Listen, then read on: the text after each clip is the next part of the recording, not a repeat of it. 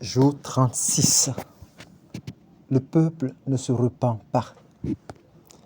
Le Seigneur, Dieu tendre et miséricordieux, lent à la colère, plein d'amour et de vérité.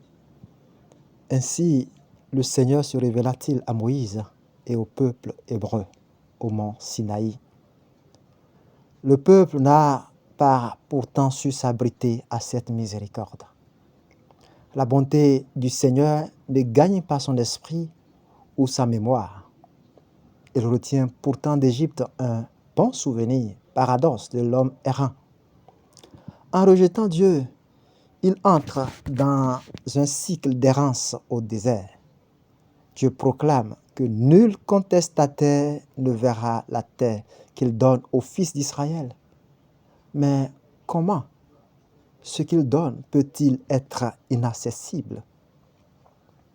Les dons de Dieu sont irrévocables, nous dit saint Paul dans sa lettre aux Romains 11, 29.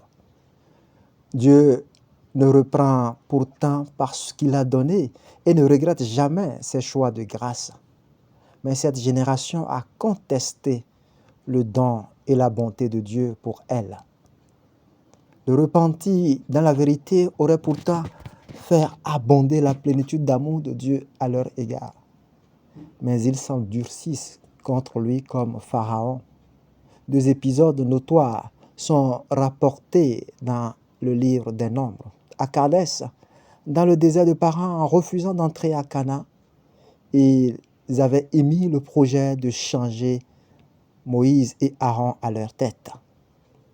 Le premier épisode d'errance va dans ce sens. Corée de la tribu de Lévi, Dathan et Abiram de la tribu de Ruben et 250 princes des enfants d'Israël de renom se révoltent contre l'autorité de Moïse et d'Aaron.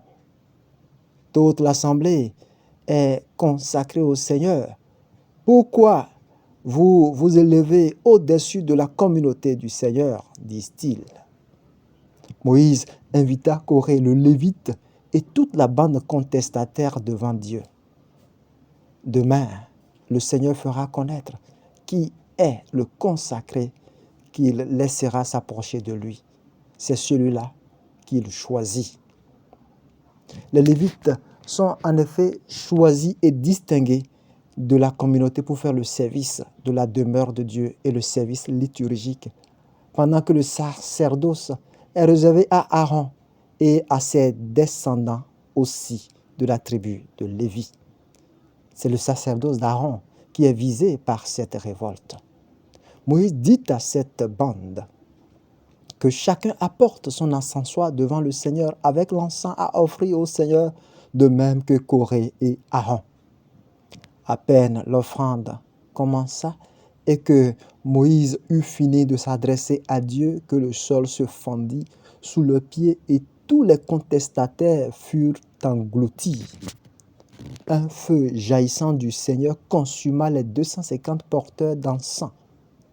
Aaron fut ainsi agréé et Moïse confirmé. Mais la rébellion ne cessa point. Le lendemain, toute l'assemblée des enfants d'Israël murmura contre Moïse et Aaron. « Vous avez fait périr le peuple du Seigneur. » Aussitôt, la gloire du Seigneur descendit et il frappa d'une plaie le peuple.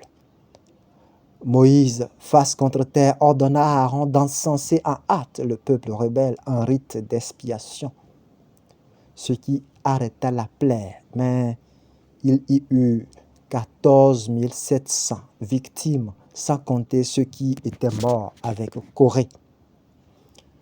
Dieu, qui ne trouve pas plaisir à punir, se montre prévenant contre les murmures de ce peuple. Il ordonna qu'un représentant de chaque tribu apporte un rameau. Et sur le rameau de la tribu de Lévi, il demanda d'inscrire le nom d'Aaron. Ainsi, 12 rameaux sont déposés dans l'arche de l'Alliance. L'homme dont le rameau bourgeonnera sera celui que le Seigneur choisit pour le sacerdoce. Le lendemain, le rameau d'Aaron de la maison de Lévi produisit des bourgeons, des fleurs épanouies et même des amandes avaient mûri. Après le constat du peuple et le choix porté à nouveau sur Aaron, Le Seigneur dit à Moïse de remettre le rameau dans l'âge comme un signe pour ces rebelles. Ce signe est donné en vue de faire disparaître leur murmure, qu'ils ne monteront pas jusqu'à lui, et ainsi ils ne mourront pas. Aaron et ses fils, ainsi que la maison de son père, sont ainsi chargés du sacerdoce pour expier les fautes du peuple. Sur leur parcours, ils ne cessaient pourtant pas de murmurer.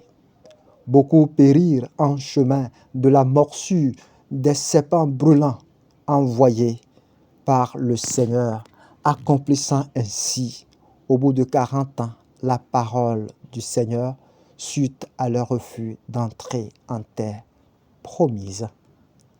Les événements de ce récit se trouvent entre Nombre 15 et 21.